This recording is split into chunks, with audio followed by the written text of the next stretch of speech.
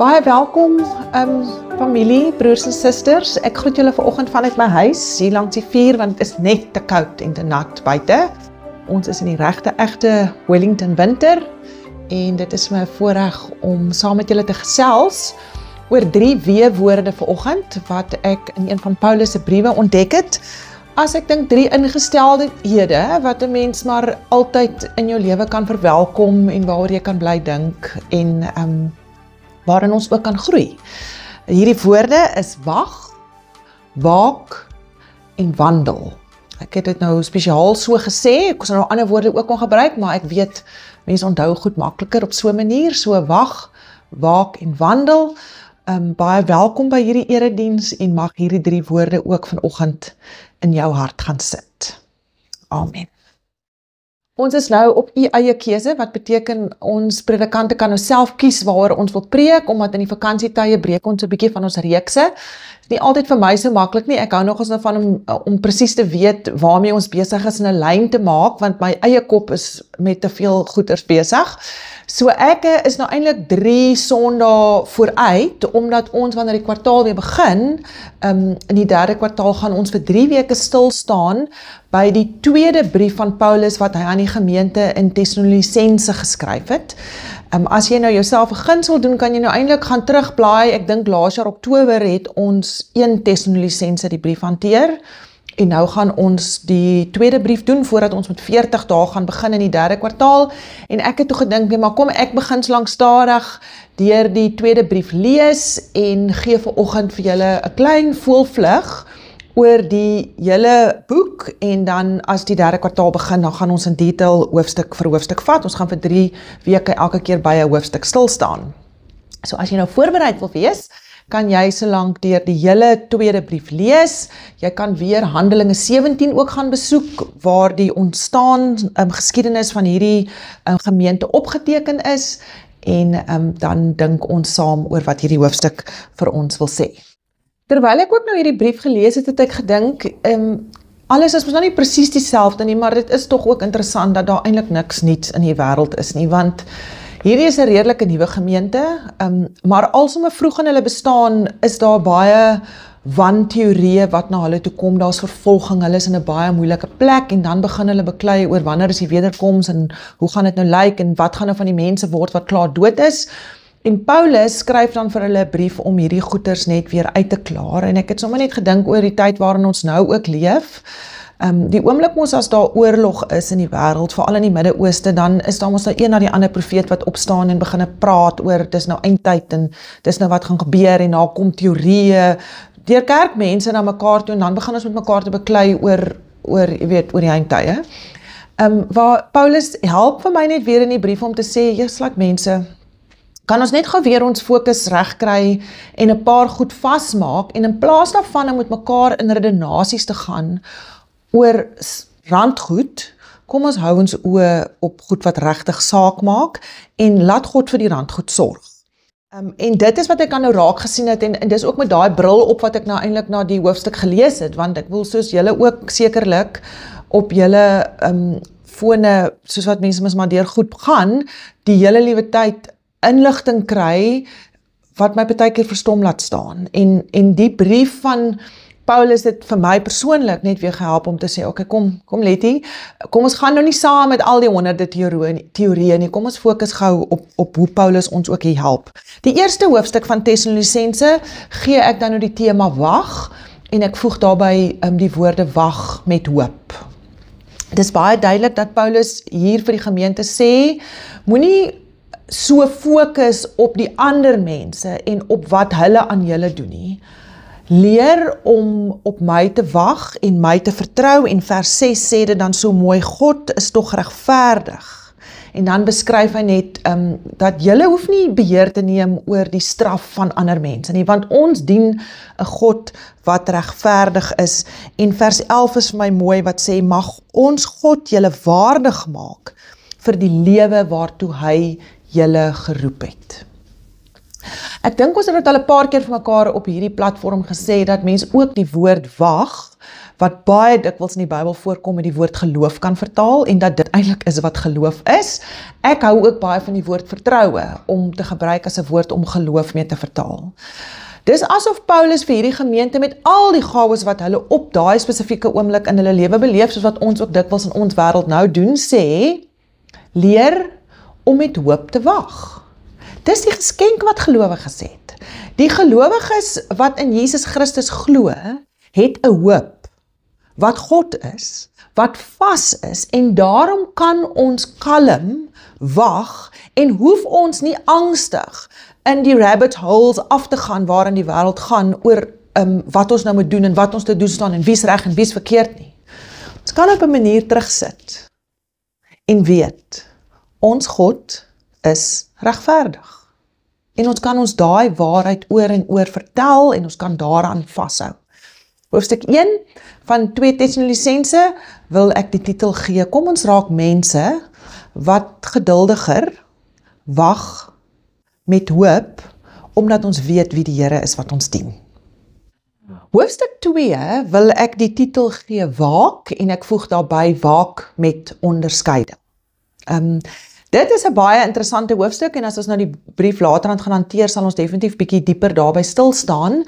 Maar hierdie hoofstuk het dan ook al baie kommentare uitgelok, omdat dit die gedeelte is waar daar oor die wettelose mens gepraat word. Party mense vertaal dit met die anti-kris, en hieroor was nou al teorieë van Hitler tot by Trump tot by Putin oor wie hierdie anti-kris nou eintlik is, en hoe hy nou verskyn en hoe hy nou mense mislei.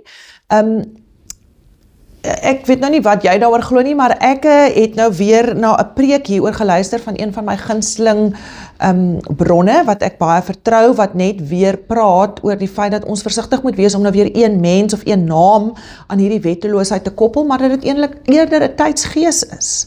En ek dink dis 'n tydsgees wat baie duidelik in Paulus se tyd opgestaan het, en ek dink dis 'n tydsgees waarmee ons nog steeds deel, en Tim Keller praat daaroor dat dit eerder die houding is van mense wat dink hulle moet hulle eie gevoelens as 'n standaard gebruik oor wat reg en verkeerd is, in plaas daarvan dat ons God se standaard gebruik. En broers en susters, ek dink daarmee sal hulle ook met my saamstem. Mense besluit deesdae oor of goed vir hulle reg of verkeerd is op grond van hoe hulle dit laat voel, hoe hulle daaroor voel.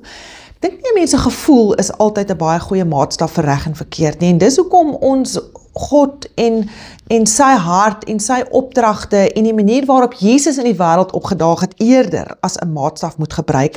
En die kans is baie goed dat wanneer jy 'n ware volgeling van Jesus is, jy jou soms op 'n plek sal beleef wat jy sê, hierdie is nou nie reg nie, al voel dit vir jou reg. En mens moet daai onderskeid moet 'n mens tref, veral as jy nou hoofstuk 2 gaan lees. En dan sê Paulus hier in hoofstuk 2 vers 15, wees dan standvastig broers, en hou vas aan die leer wat ons aan julle oorgedra het, of dit deur ons prediking, of deur 'n brief was. As daar nou een gawe is, wat ek dink, en sekerlik is dit so van alle tye waar, maar wat ek glo ons nou nodig het, waarvoor ek vir myself baie bid, waarvoor ek vir my kinders veral baie bid, is dit die gawe van onderskeiding. Dit is die gawe om wakker te wees, om te kan waak en om te kan aanvoel wanneer ons nie besig is om in gehoorsaamheid agter die Here aan te stap nie. En Paulus sê dit vir hierdie gemeente. Moenie mislei wees deur jou gevoelens en deur dit wat die mense rondom jou sê, hy noem dit nou die wettelose mens nie, maar hou jou oë op Jesus, die getroue een, wat vir ons 'n goeie voorbeeld is van hoe mense leef wat agter Jesus aanloop. En dan kom ons by hoofstuk 3 wat ek die titel gee, wandel in gehoorsaamheid. Dit is 'n baie lekker hoofstuk hierdie om te lees, en ek dink dit kan ons ook baie help. Dit is nie noodwendig in hierdie hoofstukke uitspraak teen mense wat nie werk kan kry nie, maar Paulus is nogals adamant daaroor dat mens moet werk. En ek dink dit is nogals ook 'n boodskap wat ons in Suid-Afrika kan hoor. En ek dink ook mense moet onthou, Paulus sê dit veral vir 'n gemeente wat gedink het, nee, wat ons gaan nou maar op ons stoepe sit en wag, want die Here gaan ons nou enige oomblik kom, so ons hoef nou nie meer eintlik te werk nie. Waar Paulus sê, nee. Jy gaan maar bly werk, jy gaan maar bly blomme plant, jy gaan maar bly dinge doen tot die dag wat ek verskyn. Daar gaan nie 'n dag kom wat jy kan dink, nee, jy kan nou maar jou armpies gevou sit en nie meer deelneem om God se koninkryk sigbaar te maak in hierdie wêreld nie. En hoor hoe mooi sê vers 13, moenie moeg word om goed te doen nie. Ek het maar net weer gedink dat Paulus vir hierdie gemeente aanmoedig om te sê, ja mense, die wêreld lyk mal, julle word vervolg, gelowiges het dit nie altyd maklik nie, om die regte ding in Suid-Afrika te doen vandag is nie eenvoudig nie, maar moenie ophou om in gehoorsaamheid aan die beweeg te bly nie, bly loop, bly wandel op 'n manier, bly jou werk doen sodat God eer daardeur kan kry en sodat gehoorsaamheid deel van jou pakkie is, al bring dit nie altyd direk en dadelik vir jou voordeel nie. So dis sommer in kort wat ek nou, soos ek sê, ek gaan nou nie vandag detail oor Tessalonisense vertel nie, want ons gaan ons nou later meer daarin ingaan, maar ek dink, ek het gedink, ek gaan nou die wintertyd 'n bietjie oor hierdie 3 W-woorde dink, en ek gaan dink oor hoe God en Paulus natuurlik deur die woord vir my uitnooi om weer wagtend, wakker, wakend te bly loop, te bly wandel op 'n manier in gehoorsaamheid. En ek sluit sommer net af met 'n storie wat vir my amper dit bevestig het, en ek het dit nou al vir baie van julle vertel, omdat dit my so diep geraak het, ek het 'n vriendin van my, het vir my 'n potgooi aangestuur van Radio Sonder Grense, dink dit was op 10 Junie met landbou sake, het hulle met Pierie Vlok gepraat, hy is by BKB gewerk en het nou na 30 jaar, hoor ek nou op die podcast, nou afgetree, en aan die einde van sy wyse raad wat hy nou vir wolskaapboere gee, het hy ook gepraat oor die feit dat hy al by ander mense dikwels gehoor het en dat dit amper 'n beginsel is waarvolgens hy geleef het. En dit is dat 'n mens die middel van die pad moet vat, sê hy. Hy sê dit is soos daai ou klokhorlosies wat mense in die ou mense se huis kry, waar die pendulum van die horlosietyd so heen en weer geswaai het. En hy sê mense is baie keer geneig om aan die ekstreme kant van die pendulum te leef. Ons sien dit ook nou. Mense het opinies altyd aan die ekstreme kant van goed. En sy raad is, kom ons leef meer in die middel. Kom ons wandel en waak in die middel, want dan kom die pendulum 2 keer by jou verby. Nou dit is so, ek het hierdie gesprek met my kollegas ook gehad, dat mense hoor beter, wanneer mense aan die ekstreme goed sê. As mens sê, nee, God is so, in plaas daarvan as mens dan nou sê, God is dalk so en dit is meer die middelbaan, dan is dit asof mense jou nie lekker hoor nie. So dalk is vanoggend se boodskap nou nie drasties nie, dit is nie 'n uiterste opinie nie, maar miskien is vanoggend se boodskap net weer 'n herinnering vir ons, dat kom ons bevry onsself daarvan om altyd 'n ekstreme opinie oor iets te moet hê. En kom ons hoor Paulus wat vir die gemeente sê, hoor julle beleef nou ekstreme goed, julle dink die Here gaan nou kom, julle het opinies oor die vervolging nou, ons het opinies oor die oorlog nou. Maar wat van as ons getrou mense raak wat die middel van die pad bly loop en ons oë op Jesus hou? Wat wakker is, wat waak, wat hom vertrou en wat in gehoorsaamheid bly goed doen, al klink dit vir jou soos 'n eenvoudige klein dingetjie wat jy vandag doen, dit maak 'n verskil. Ek nooi jou uit, broers en susters, ek weet nie of jy dalk Wildtuin toe gaan in vakansie, of jy gaan rondry, of waar jy jouself bevind nie, dalk is jy besig om narkies te oes, en is jy woelig en doenig, maar mag hierdie seisoen wat vir 'n mens innooi om 'n bietjie stadiger te wees, ook 'n seisoen wees wat vir my en jou help om 'n bietjie weer na die middel toe te kom, sodat die pendulum 2 keer by ons kan verbygaan. Kom ons raak wagtend, wakend en wandelend agter Jesus aan. Amen. Nooi jou uit om vir 'n paar oomblikke saam met my te bid.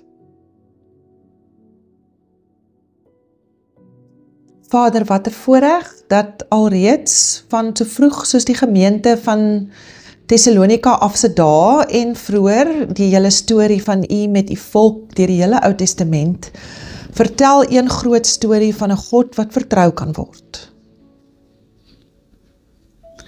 En dankie dat dit deur al die eeue nog steeds nooit verander het nie. En my gebed is dat, soos wat Paulus hierdie gemeente aanmoedig, om U te vertrou, dit ook van ons waar sal wees. Ook In hierdie wêreld waarin ons onsself nou bevind, wat aan die een kant baie keer soos 'n sirkus lyk, as mens op die sosiale media daarna kyk, en aan die ander kant is daar soveel hartseer daaraan verbonde met onskuldige mense wat ly. Partykeer voel 'n mens totaal en al moedeloos en oorweldig deur al die opinies wat mense hieroor het.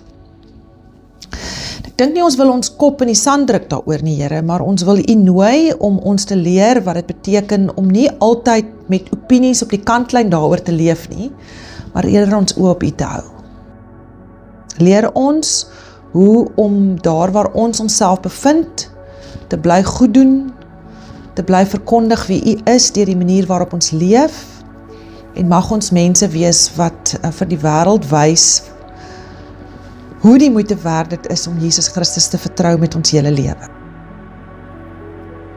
Ek bid U seën oor elke persoon wat hier luister, oor elke bekommernis, oor elke vrees wat in ons harte leef, mag ons in gehoorsaamheid agter U aan bly loop. Amen. Broers en susters, ek groet julle graag met die woorde waarmee Paulus ook hierdie gemeente groet in hoofstuk 3 vers 16 as hy sê: Mag die Here wat vrede gee, julle altyd en in alle opsigte vrede gee. Die Here sal by julle almal wees. Amen.